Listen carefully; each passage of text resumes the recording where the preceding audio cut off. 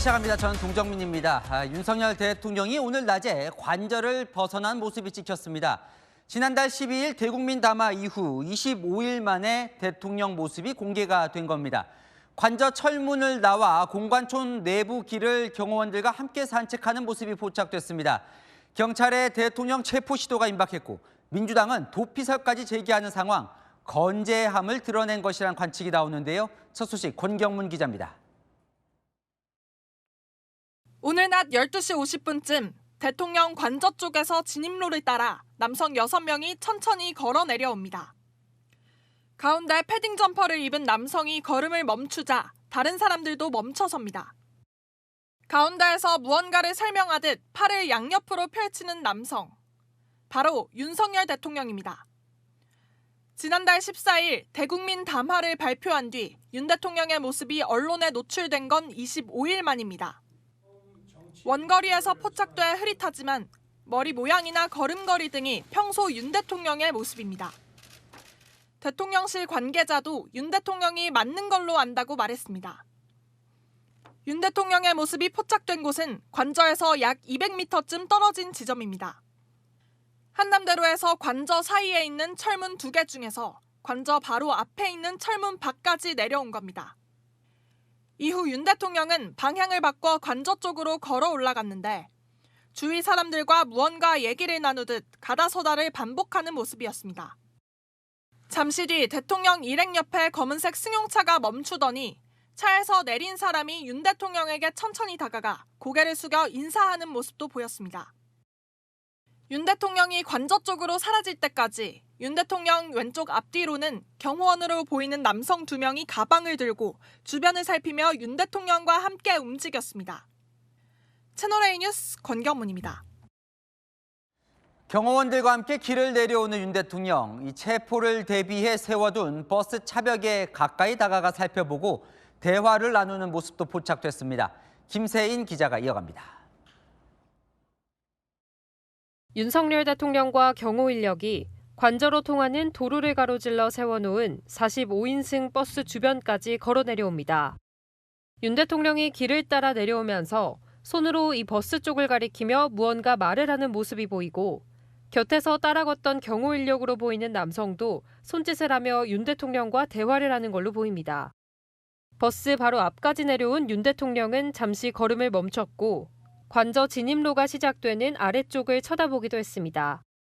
다시 몸을 돌려 45인승 버스 가까이 다가갔고 손으로 가리키며 말하는 듯한 모습도 보였습니다.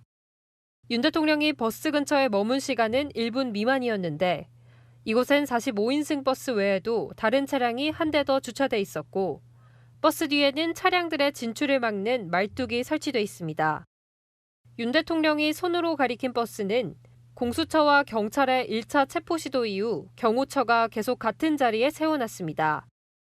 이곳은 지난 3일 1차 체포 시도 당시 대통령 경호팀 200여 명이 서로 팔짱을 끼고 인간벽을 만들어 체포팀과 장시간 대치했던 장소기도 합니다. 체포팀의 관저 진입을 저지하는 최종 방어선 주변까지 윤 대통령이 내려온 겁니다.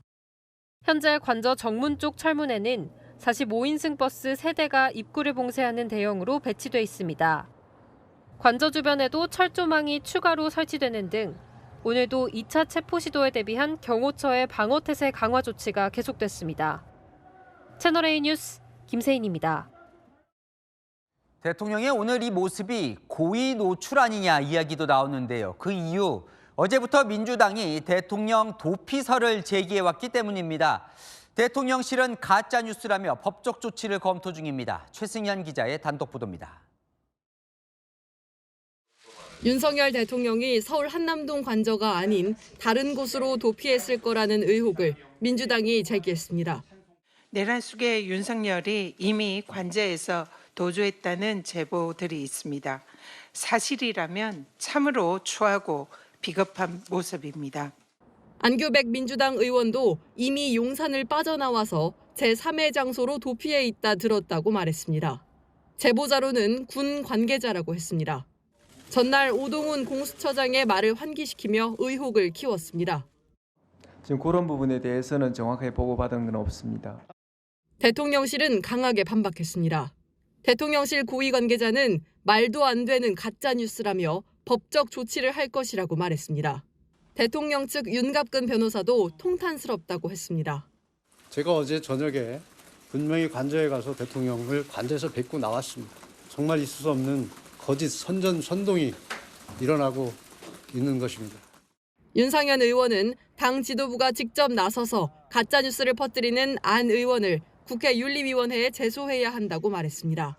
채널A 뉴스 최승현입니다. 대통령 체포영장이 다시 발부되면서 용산 관저 앞은 긴장감이 높아지고 있습니다. 대통령실은 최상목 대통령 권한대행에게 경호 보강을 요청한 것으로 확인됐습니다. 지난 1차 체포영장 집행 때에 이어 재요청을 한 건데 경호처는 철조망을 높이며 체포 시도에 대비하고 있습니다. 조민기 기자의 단독 보도입니다. 서울 한남동 대통령 관저로 향하는 입구입니다. 대형 버스 4대가 정문 앞뒤로 막아섰습니다. 1차 시도 때 한 대였는데 늘어난 겁니다. 관저로 향하는 또 다른 문에는 원형 철조망도 겹겹이 설치돼 있습니다. 또 다른 외벽엔 최근 설치된 걸로 보이는 새 철조망도 눈에 띕니다. 관저 출입로와 맞닿아 있는 초등학교 앞입니다. 관저 출입로 담벼락엔 이렇게 성인 키를 훌쩍 넘는 철조망이 겹겹이 쳐져 있습니다. 경찰이 경찰 특공대 부대 투입까지 검토하자 대통령 경호처가 방어시설을 보강하고 있습니다. 대통령실도 나섰습니다.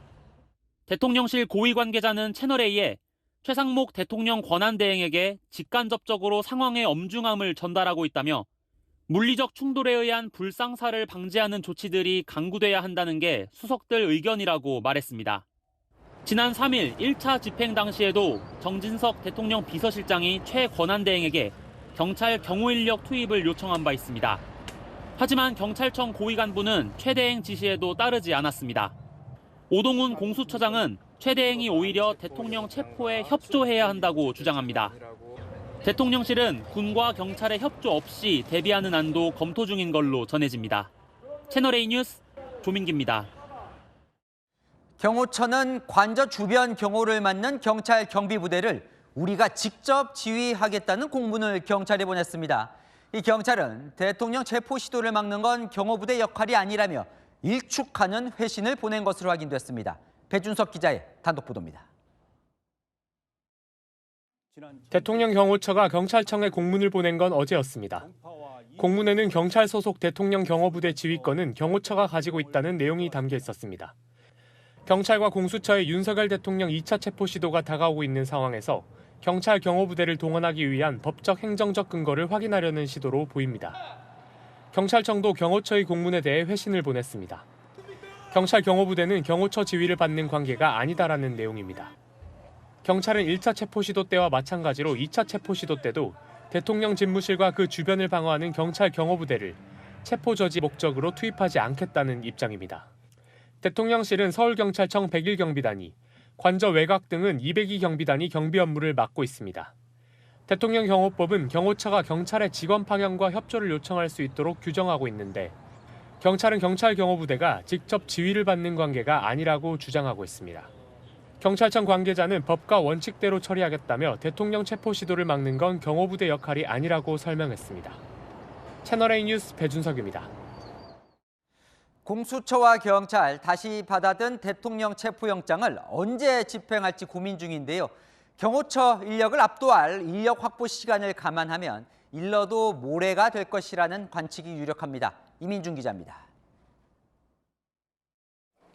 경찰과 고위공직자 범죄수사처가 이르면 모레 윤석열 대통령 2차 체포 시도에 나서는 방안이 유력하게 검토되고 있습니다. 경찰 국가수사본부 관계자는 오늘과 내일은 체포영장 집행 가능성이 매우 낮아 보인다고 밝혔습니다. 1차 체포가 실패로 돌아간 뒤 관저가 요새화되면서 체포영장 집행은 더 어려워졌습니다. 경찰은 2차 체포 시도도 실패하면 대통령 체포는 사실상 물 건너간다고 보고 있습니다. 급히 체포에 들어가기보다 시간을 갖고 전략과 전술을 보강하는 걸로 보입니다. 대통령 관저 앞에서 체포 찬반 집회가 크게 열리는 주말은 피해 평일에 관저에 진입하는 방식에 무게를 두고 있습니다. 수사팀이 이번 주 금요일 체포에 나설 가능성이 유력하다는 관측이 나오는 이유입니다. 2차 영장 집행이 마지막 영장 집행이라는 그 비장한 각오로 철두철미하게 준비해서 2차 체포 시도일은 경찰의 인력 충원이 최대 변수입니다. 경호처가 최대 700명까지 인력 동원이 가능한 걸로 예상되는 만큼 공수처와 경찰은 1차 체포 시도 때보다 최소 600명 이상 더 인력을 동원해야 합니다. 인력 충원이 계획보다 늦어지면 2차 체포 시점은 모레보다 늦어질 수 있습니다. 경찰은 소환 통보에 응하지 않고 있는 김성훈 경호처 차장과 이진아 경호처 경비안전본부장에게 출석 요구서를 다시 보내 압박 강도를 높이고 있습니다. 채널A 뉴스 이민준입니다. 윤 대통령 측은 공수처 체포 시도에는 절대 응할 수 없다는 입장이죠. 다만 구속영장을 청구하면 그땐 법원 영장 심사에 응하겠다고 했습니다. 그러면서 조건을 하나 달았습니다. 영장 심사는 서울 서부지법이 아닌 서울중앙지법에서 받겠다고요. 이세아 기자입니다. 윤석열 대통령 측은 고위공직자 범죄수사처의 체포 시도는 불법이라면서도 법원의 구속심사나 재판에는 응하겠다고 밝혔습니다. 법원에서 직접 방어권을 행사할 수 있는 구속심사나 재판은 받겠다는 겁니다. 우선 기소를 해라. 아니면 사전영장을 청구해라. 그러면 법원 재판에 응하겠다는 입장입니다. 국민 불편과 공무원 희생을 막아야 한다고도 주장했습니다. 더 이상의 국론 분열을 막고 이 강추위에 너무 국민들이 고생하시고 이런 희생을 더 이상 볼 수 없다는 입장에서 한 발 물러선 것으로.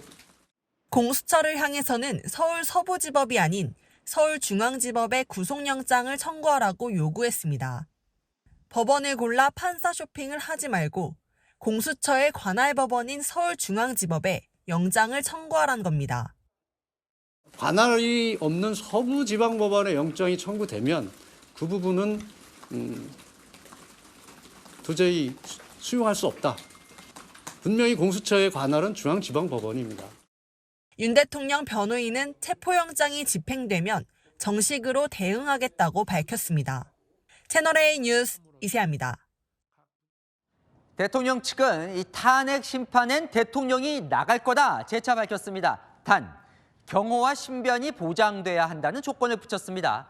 탄핵 심판에서 내란죄 부분을 빼는 건 갈비가 들어가지 않은 갈비탕이라고 비판하기도 했습니다. 김지윤 기자입니다. 대통령 변호인단은 윤 대통령이 탄핵 심판에 반드시 출석할 거라고 강조했습니다. 날짜를 콕 집어 밝히지는 않았습니다. 적정한 시기에 반드시 출석하실 것이고 그 횟수에도 꼭 제한을 두지 않을 것이다. 이런 말씀을 분명하게 드립니다.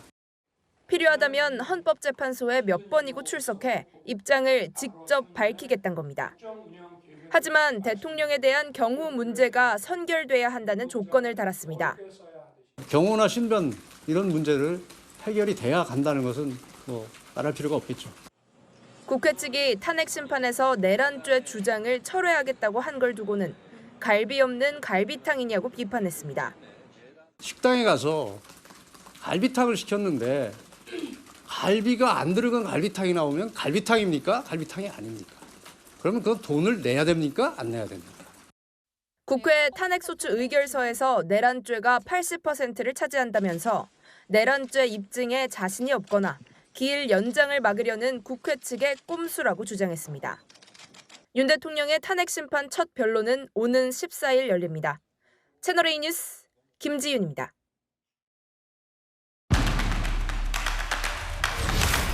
안 기자, 정치부 홍지연 기자 나왔습니다. 대통령이 카메라에 찍혔어요. 이거 상당히 이례적인데 정식으로 찍힌 건 아니지만 여러 가지 말들이 나옵니다. 네, 그러다 보니 고의로 노출된 거 아니냐 이런 말도 나오는데요. 대통령이 찍힌 시각은 낮 12시 53분부터 약 7분가량이었습니다. 여기서 장소가 중요합니다. 관저 밖으로 200m 정도 걸어 나오면 이렇게 삼거리가 있는데 바로 여기입니다. 주변에는 공관촌이 있거든요. 취재진은 인근 야산이나 건물 옥상에서 관저 방향을 바라보며 무한 대기하던 상황이었는데 대통령의 외출 모습이 카메라에 포착됐던 거죠. 그러니까 찍힐 걸 알고 나왔을 수 있다 이런 얘기들이 나오는데 만약에 고의 노출이라면 야권에서 제기한 도피설 때문일까요? 네, 일단 시기가 좀 오묘하죠. 대통령실에서 노출될 걸 알고 나온 거 아니다. 그냥 산책이었다. 이런 입장입니다. 윤 대통령은 최근까지도 자주 경내 산책을 했다고 하고요. 오히려 감금되거나 유배된 상황도 아닌데 산책이 뭐가 문제냐 이러더라고요.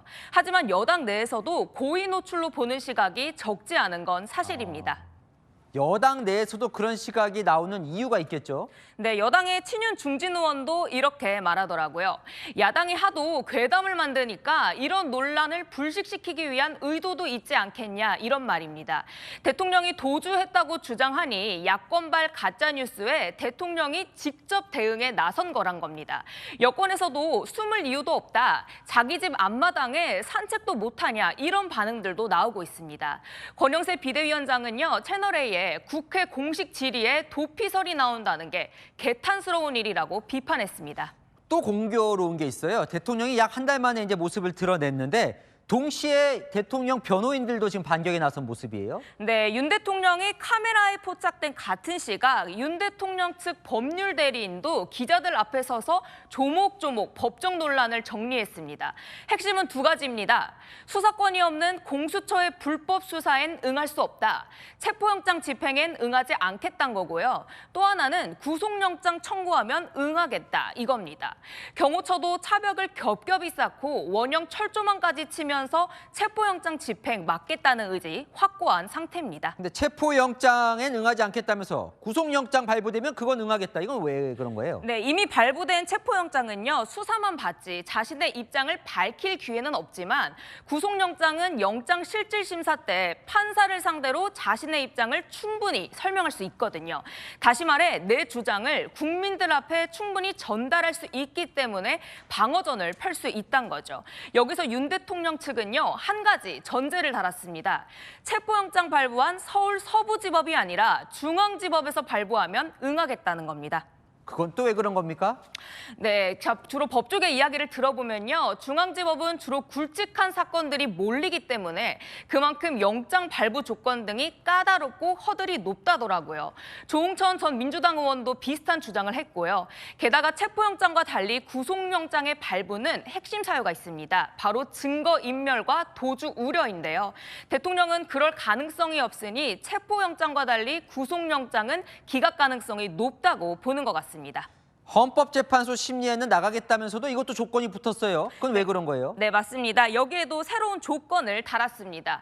경호나 신변 문제가 해결돼야 한다는 거죠. 그럼 횟수에 제한 없이 출석할 거라고 하는데 야당에서는 계속 이렇게 조건을 다는 걸 두고 수사기관이나 법원을 쇼핑하듯 고르냐며 비판이 나왔습니다. 신변 문제 얘기하는 거 보니까 체포영장과 관련이 좀 있어 보이는데 당장 모레 체포영장 집행될 수도 있다고 하는 상황, 무력 충돌 우려가 많던데요. 네, 최악의 경우는요. 경호처와 경찰의 대테러 특공대가 중무장한 채 충돌할 수도 있습니다.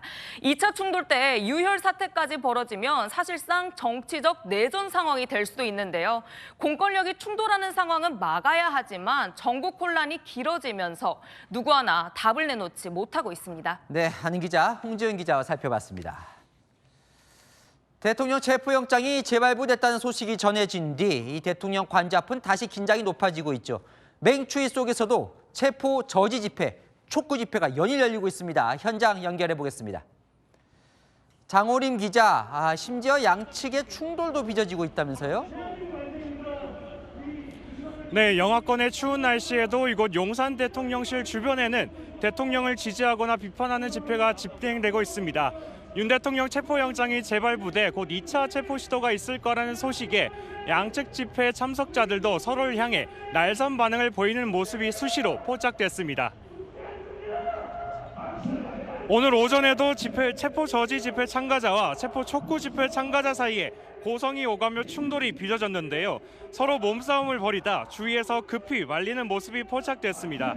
서로를 향해 불법 집회를 열고 있다며 비난하는 모습도 보였지만 경찰이 제재에 나서 다행히 더 큰 충돌이나 부상자 발생으로 이어지지는 않았습니다. 경찰은 양측의 충돌을 막으려고 바리케이트를 추가 설치하고 양쪽 집회 사이에 경찰차를 세워두기도 했는데요. 오후에는 윤 대통령 측 석동현 변호사가 대통령 지지 집회 현장을 찾아 참석자들을 격려하고 가기도 했습니다. 석 변호사가 윤석열 대통령은 아직 건강하다고 전하자 지지자들은 윤석열 대통령을 반드시 지켜야 한다며 호응하기도 했는데요. 이들은 오늘도 관저 주변에서 밤샘 집회를 연다는 계획입니다. 지지 집회가 열리는 장소에서 300m 떨어진 곳에서는 100여 명이 모여 대통령 체포 촉구 집회를 이어가고 있는데요. 이들은 오늘 오후 윤 대통령이 관저 건물 밖에서 포착됐다는 소식이 전해지자 윤석열 체포 구호를 외치기도 했습니다. 지금까지 용산 대통령 관저 앞 한남대로 앞에서 전해드렸습니다. 공수처가 어제 윤석열 대통령에 대한 두 번째 체포영장을 받았죠. 첫 번째와 마찬가지로 대통령 관저라도 영장 집행을 제한할 수 없다는 내용이 담긴 걸로 취재됐습니다. 이기상 기자입니다. 고위공직자 범죄수사처는 어제 재발부 받은 윤석열 대통령 체포 수색영장을 근거로 2차 체포 시도를 준비 중입니다. 공수처는 서울 서부지법이 재발부한 영장에 군사 공무상 비밀을 사유로 영장 집행을 제한할 수 없다는 내용이 담겼다고 설명했습니다.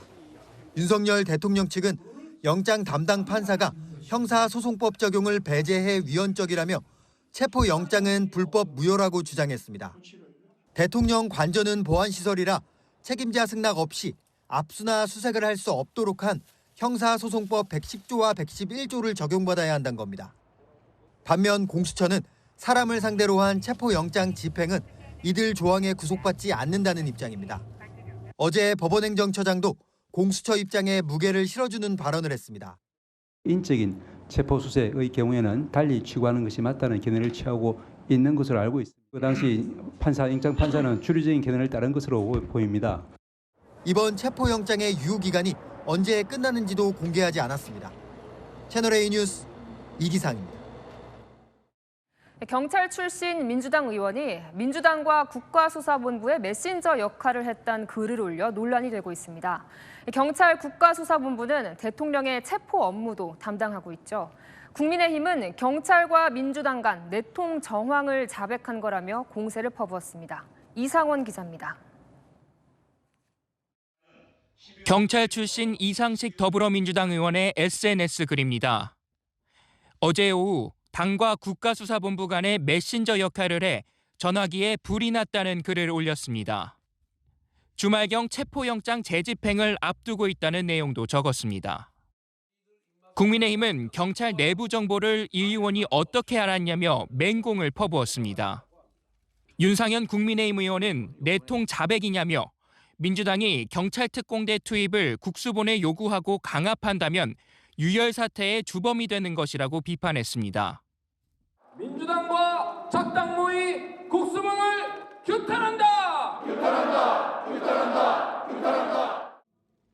국민의힘은 간부 중 누가 이 의원과 내통했는지 명명백백하게 밝혀야 한다며 우종수 국가수사본부장 사퇴도 압박했습니다.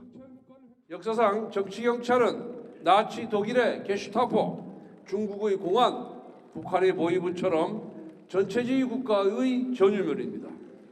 민주당이 바라는 세상이 이런 전제주의 국가입니까?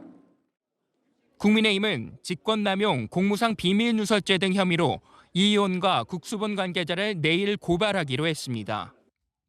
이 의원은 논란이 되자 해당 부분을 삭제했습니다. 이 의원은 채널A에 내통이 아니라 소통이었다고 해명했습니다. 글을 삭제한 이유에 대해서는 혹시라도 경찰 후배들에게 피해를 줄 수 있어 삭제했다고 밝혔습니다.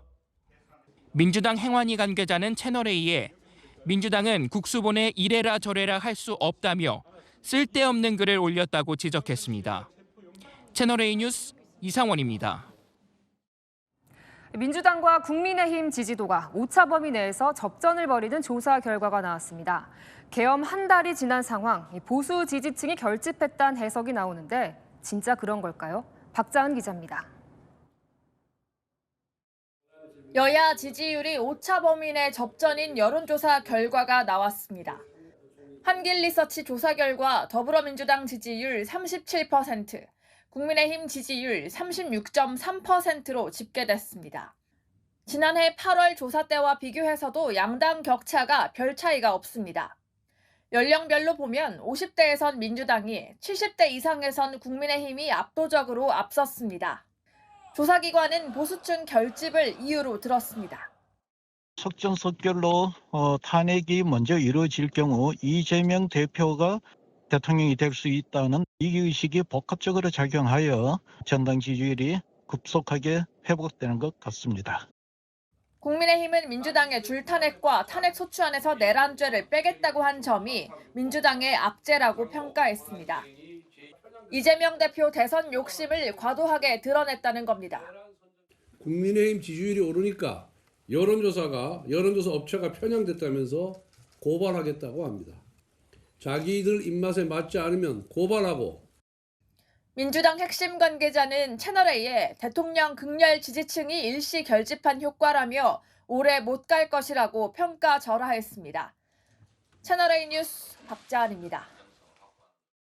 조기 대선 가능성에 차기 대권 주자들에 대한 관심도 높아지고 있습니다. 여권 잠룡 지지율이 요동치고 있는데 김문수 장관이 급부상했습니다. 보도에 남영주 기자입니다. 대통령 탄핵 정국 속 조기 대선 가능성에 여당 잠룡들에게 눈길이 쏠리고 있습니다. 차기 대선 주자 선호도 조사 결과 범보수 주자 중 김문수 고용노동부 장관이 15.6%로 1위를 차지했습니다. 오세훈 서울시장과 유승민 전 의원, 한동훈 전 국민의힘 대표, 홍준표 대구시장이 뒤를 이었습니다. 보수층만 놓고 봤을 때 김 장관은 29.3%로 2위 한 전 대표와 격차를 2배 이상 벌렸습니다. 지난해 8월 같은 여론조사에선 한 전 대표가 24.1%로 가장 높았습니다. 계엄 사태 이후 보수층이 결집하면서 강성 보수 성향으로 분류되는 김 장관이 주목받고 있다는 분석입니다.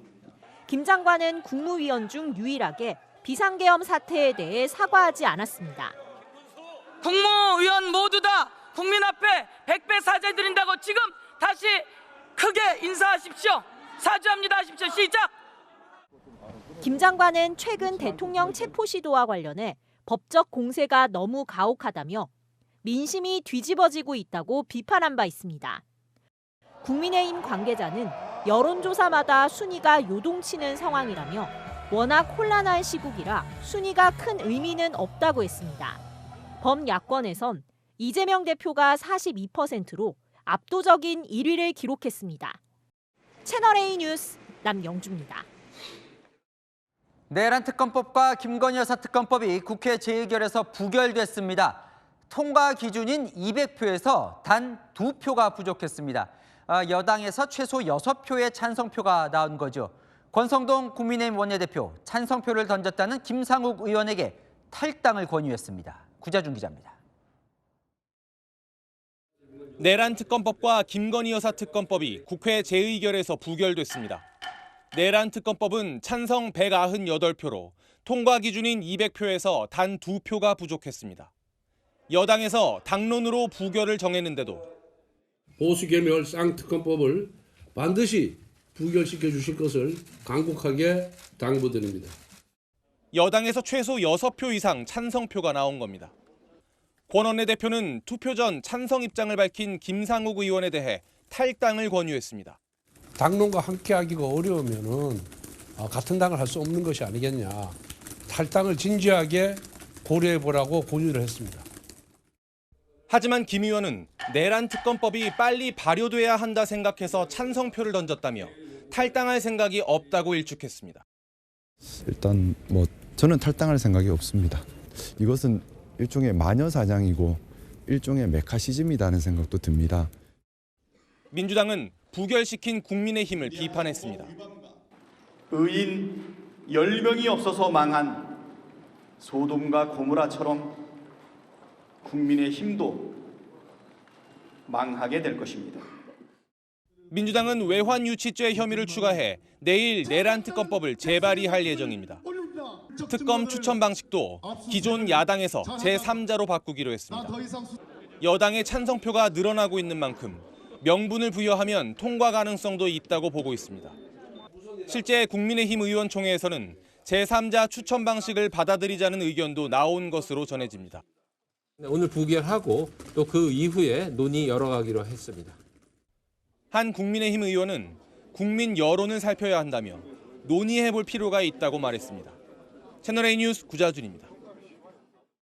자, 송영길 전 민주당 대표 불법 정치 자금을 받은 혐의가 인정돼 1심에서 징역 2년의 실형을 선고받고 법정 구속됐습니다.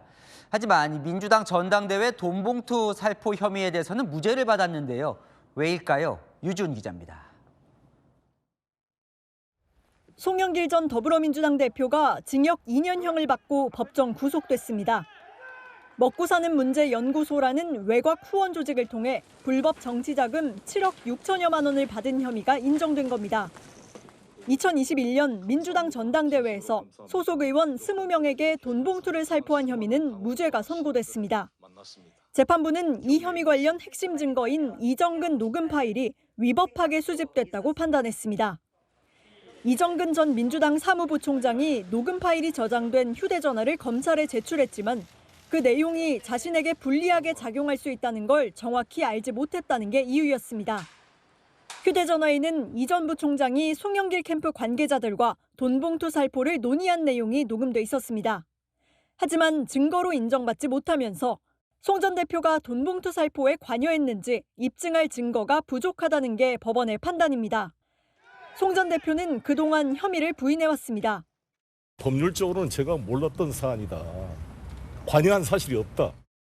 앞서 법원은 돈봉투 살포 사건과 관련해 윤관석 전 의원의 유죄를 확정했고 허종식 의원, 이성만, 임종성 전 의원 등도 1심에서 유죄를 받고 항소심이 진행 중입니다. 채널A 뉴스 유주은입니다. 네, 밤 9시부터 서울에는 올겨울 들어 처음으로 한파특보가 내려집니다. 내일 아침 기온은 영하 12도까지 뚝 떨어지면서 올겨울 가장 추운 날이 될 걸로 보이는데요. 취재기자 연결합니다. 김재혁 기자, 많이 추워 보이는데 퇴근길 상황은 어떤가요?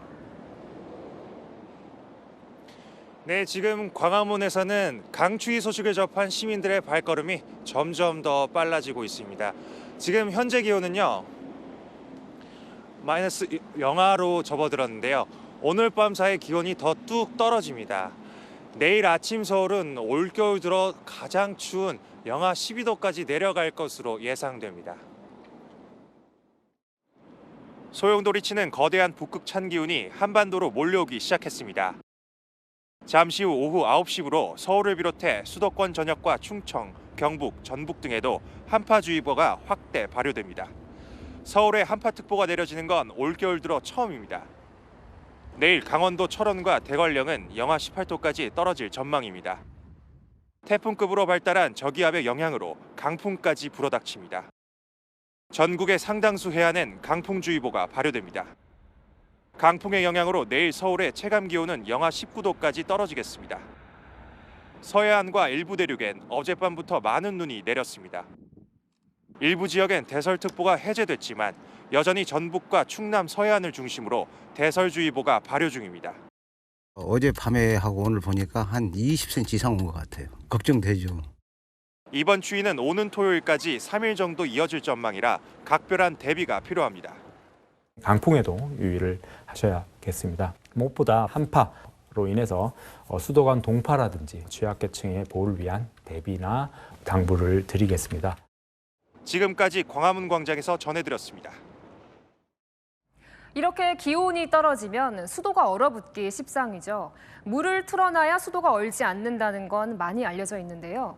어느 정도로 틀어야 수도 요금도 아끼고 동파도 막을 수 있을까요? 김민환 기자가 전해드립니다. 서울의 한 복도식 아파트입니다. 수도 계량기함을 덮은 보온재를 뜯어내고 추위에 얼지는 않았는지 확인합니다. 점검을 마친 뒤에는 새 보온재로 꼼꼼하게 덮어줍니다. 내일 서울 최저기온이 영하 12도까지 떨어진다는 소식에 미리 대비에 나선 겁니다. 어떻게 할 수가 없죠. 아주 당황하지. 안 터지기를 바라고 그냥 열심히 그냥 수도꼭지도 좀 틀어놓고. 밥도 못하지, 응? 손도 못 잊지, 세수도 못하지, 발도 못 잊지. 서울시는 내일 오전 9시를 기해 올겨울 첫 동파 경계 단계를 발령합니다. 동파 경계는 4단계 동파 예보 가운데 세 번째 단계로 영하 10도 미만의 날씨가 이틀 이상 이어질 때 내려집니다. 이런 날씨에는 수도 계량기함을 보온했어도 동파 가능성이 높습니다. 이럴 땐 수돗물을 가늘게 틀어놓는 게 효과적입니다.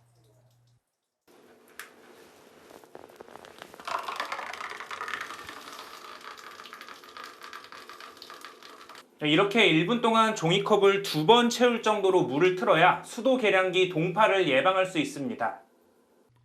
10시간 동안 물을 흐르게 해도 비용은 하루 300원 미만으로 부담도 적습니다.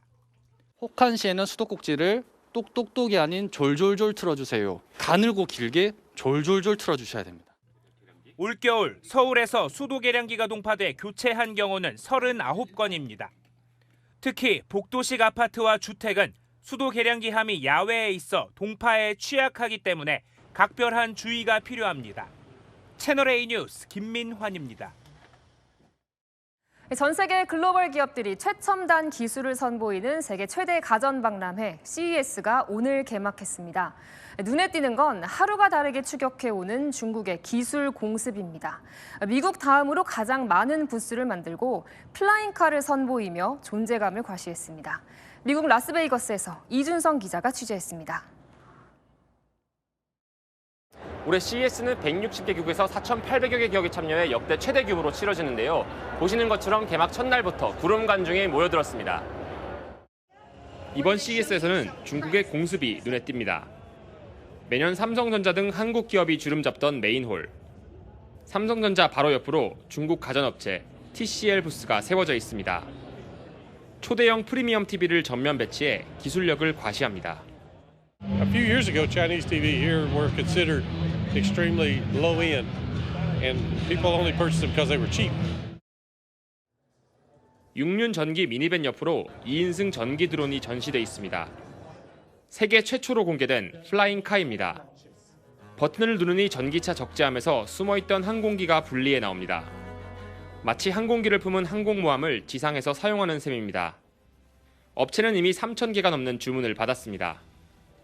슈트처럼 입고 걸으면 근력이 생기는 로봇을 기자가 직접 입어봤습니다.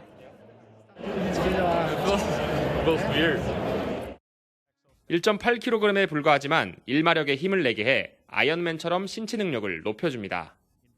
14인치 화면이 위쪽으로 펼쳐져 17인치로 커집니다. 중국 컴퓨터 제조업체 레노버가 세계 최초로 공개한 롤러블 노트북입니다.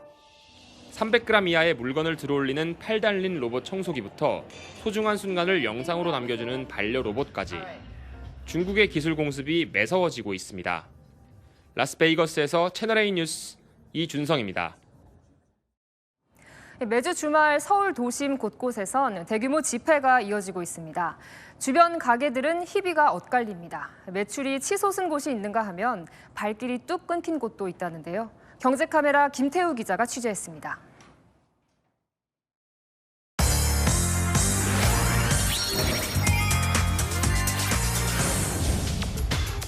매주 집회가 열리는 서울 안국역 인근의 한 카페. 매장 안은 고객이 몰려 발 디딜 틈이 없을 정도입니다.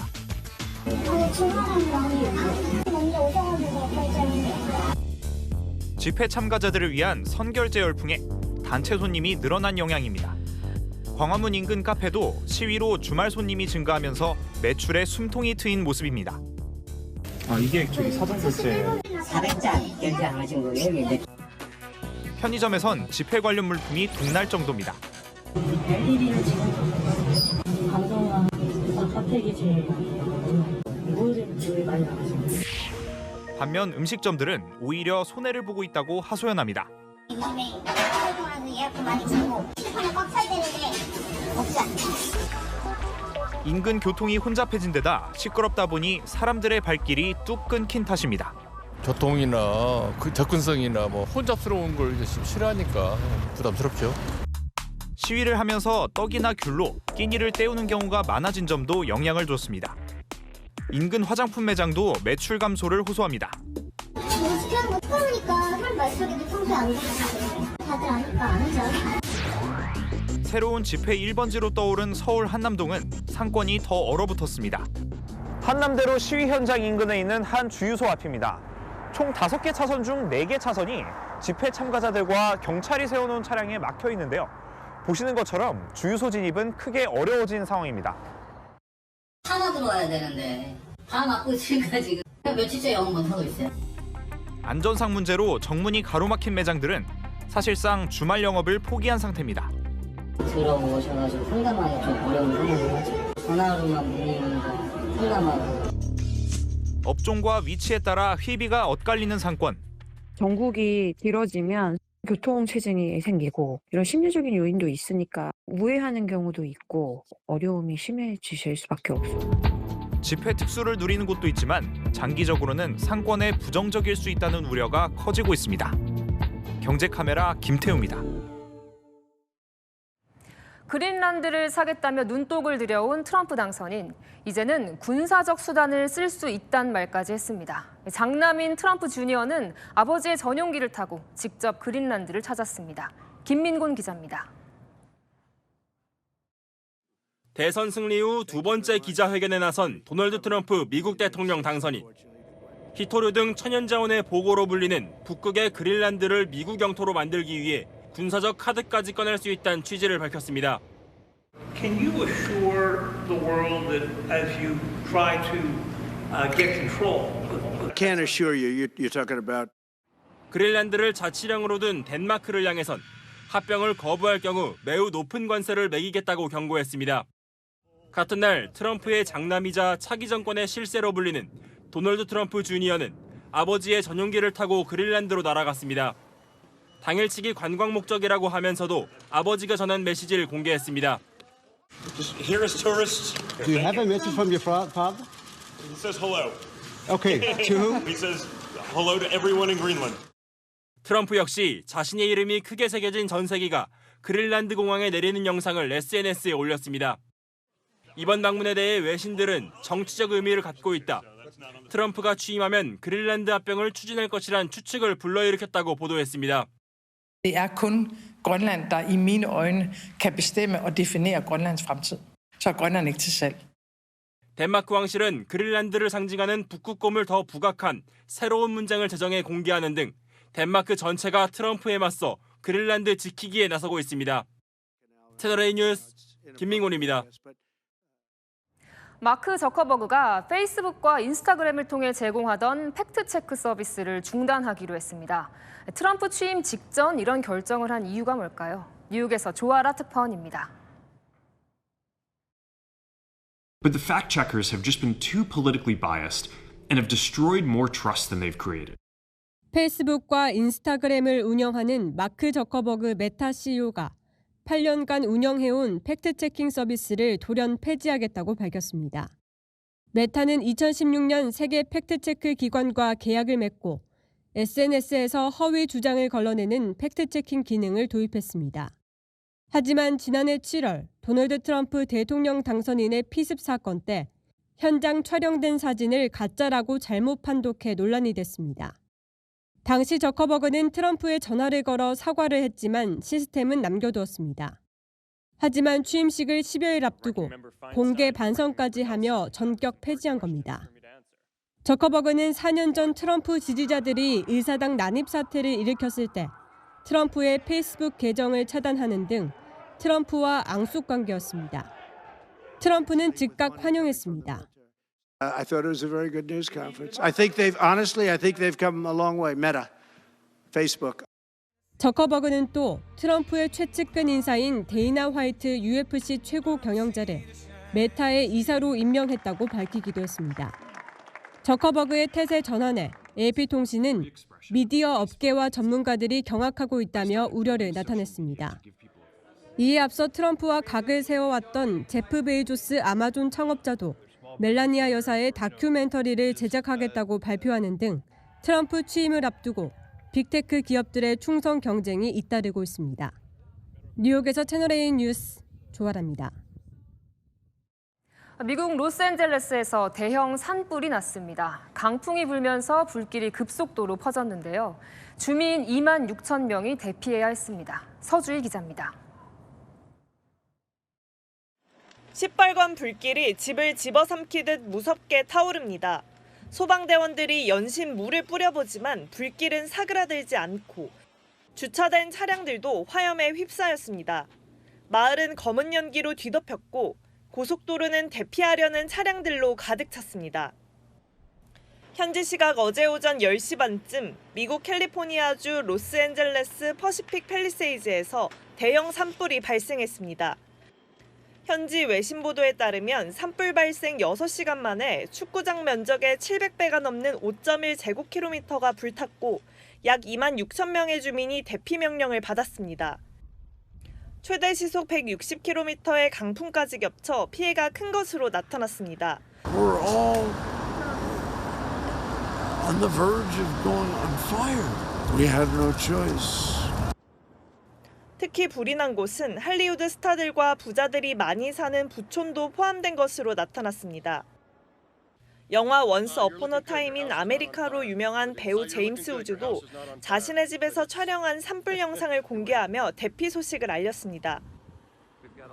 특히 약 12만 명의 한인들이 거주 중인 LA 한인타운과도 가까워 교민들도 긴장감을 감추지 못했습니다.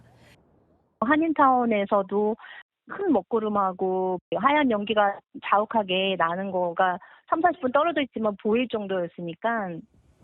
현지 소방당국은 산불의 정확한 원인을 조사 중인 가운데 기상당국은 강풍이 계속 불어 산불 피해는 더 커질 수 있다고 우려했습니다. 채널A 뉴스 서주입니다. 중국에선 수천 명의 시위대가 학교로 몰려가 경찰과 충돌하는 일이 벌어졌습니다. 이달 초 학교에서 있었던 학생 사망 사건의 진실을 밝히라고 요구한 건데요. 중국 사건 사고 소식은 베이징에서 이윤상 특파원이 전합니다. 중국 중부 산시성의 한 직업고등학교 앞. 수천 명의 사람들이 교문을 부수고 한꺼번에 학교 안으로 몰려듭니다. 경찰과 보안 요원들도 떠밀려 바닥에 넘어집니다. 흥분한 시위대가 무작정 학교 건물로 돌진하고 경찰은 둔기를 휘두르고 발로 차며 강경 진압합니다. 격한 충돌에 머리에 피를 흘리며 혈흔투성이가 된 사람도 있습니다.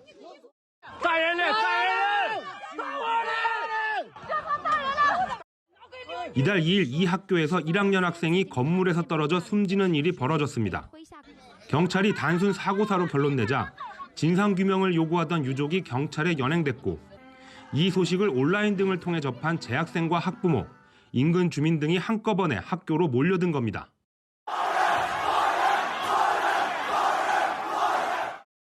어제까지 사흘간 계속된 시위는 학교 측의 만류로 중단된 가운데 현지 경찰은 사고사 결론에는 변함이 없다고 밝혔습니다. 폭탄이 터진 듯 굉음과 함께 연기가 뿜어져 나옵니다. 회색 연기는 주변 도로와 차량을 그대로 덮쳤습니다. 지난 6일 중국 남부 항저우시의 한 공사장에선 저장 탱크가 터지면서 보관 중인 시멘트가 사방으로 뿜어진 겁니다. 인명 피해는 없었지만 행인과 주변 지역이 시멘트로 뒤덮였습니다. 베이징에서 채널A 뉴스 이윤상입니다. 중국을 중심으로 호흡기 바이러스가 유행하고 있습니다. 제2의 코로나 아니냐는 우려가 나오는데요. 정부는 큰 유행은 아니라고 밝혔습니다. 이 소식은 이현재 기자가 보도합니다. 급성 호흡기 질환을 유발하는 사람 메타뉴모 바이러스가 지난달부터 중국에서 확산 중입니다. 人偏肺病毒在14岁及以下病例当中的阳性率也呈上升的趋势，其中北方的省份上升趋势更明显一些。 이웃나라 인도에서도 양성 환자가 잇따라 나왔고 영국과 미국도 검출률이 오르고 있습니다. 우리나라도 12월 넷째 주 기준 입원 환자가 180명을 기록하며 영유아와 노약자를 중심으로 환자가 늘고 있습니다. 일각에서는 코로나19처럼 제2의 팬데믹이 될 거라는 우려도 나옵니다. 비교적 최근 발생한 바이러스로 아직까지 백신이나 치료제가 없기 때문입니다. 그러나 세계보건기구는 우려를 일축했습니다. It is not a new virus. It is a common virus that circulates in winter and spring. 우리 질병청도 평년보다 크게 유행하는 상황은 아니라고 밝혔습니다. 국내에서도 2014년부터 감시해온 바이러스로 상황 관리가 가능하다는 겁니다. 다만 전문가들은 독감과 함께 다양한 바이러스가 겹쳐서 유행 중인 만큼 주의를 당부했습니다. 무시할 바이러스는 아니면서 이제 여전히 고령자, 기저질환자, 면역저하 환자에서는 폐렴이나 기관지염으로 사망할 수도 있는 바이러스는 맞아요. 열이나 기침이 난다면 꼭 의료기관을 찾아 진단받고 손 씻기 등 예방 수칙을 지켜야 합니다. 채널A 뉴스 이현재입니다. 성혜랑 기자와 열랑야랑 시작합니다. 첫 번째 주제 보겠습니다. 유동규 전 본부장 이재명 대표가 어제 법정에서 만났다고요? 네, 유동규 전 본부장 이 대표의 눈빛에 이의를 제기했습니다.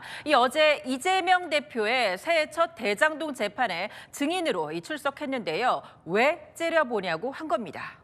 진짜 이재명 대표가 유 전 본부장을 째려본 거예요? 이 발단은 이랬습니다. 이재명 대표 측이 유동규 전 본부장을 증인 신문했는데요. 이 대표 변호인이 추궁을 하자 유동규 전 본부장은 꼬리 자르기다. 마치 대장동 사업도 내가 다 한 것처럼 몰아가고 있다. 이렇게 반박을 한 겁니다.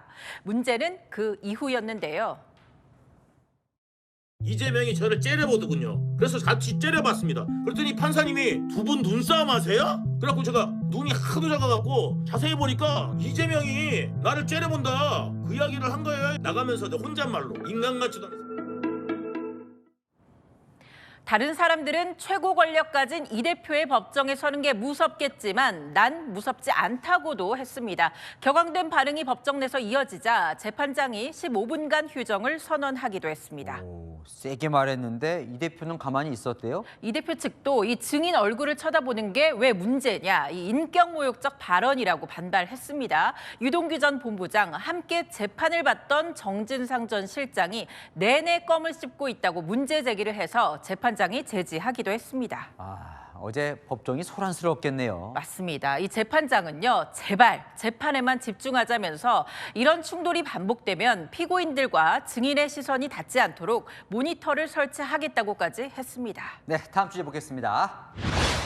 여권 잠룡들 모습 보이는데 이재명 대표를 잡겠다고 하는 거예요. 네, 여권 대선 주자들이 이 탄핵 전국 속에서요, 이 대표를 때리면서 일제히 체급을 키우고 있습니다. 두 대권 주자는 똑같이 이걸 언급하더라고요. 그때는 탄핵당하면 기다리는 사람이 문재인이었는데 지금은 누굽니까? 이재명입니다. 아수라 백작이 기다리고 있는데.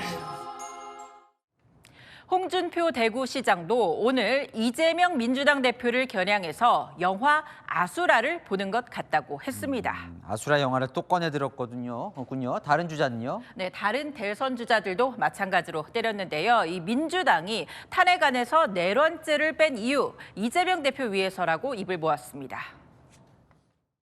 이재명 대표 판결 전에 정말 단 하루라도 빨리 대통령에 대한 탄핵 심판이 나가게 하려고. 오세훈 서울시장은 이 대표가 대선 시기를 앞당기려고 내란죄를 뺐다면서 헌법을 정치 흥정의 도구로 전락시켰다고 비판했습니다. 이 대표가 워낙 세섭니까? 아까 체급 올린다는 표현도 썼는데. 그런데요, 오히려 반대로 이 대표라서 해볼 만하다 이렇게 이야기한 대권 주자도 있었습니다. 이재명 대표가 저는 제일 약체라고 보는 거죠, 오히려. 사법 리스크도 무지 많고 도덕적으로 또 문제 있고 정책도 문제 있고 오히려 해볼 만하죠.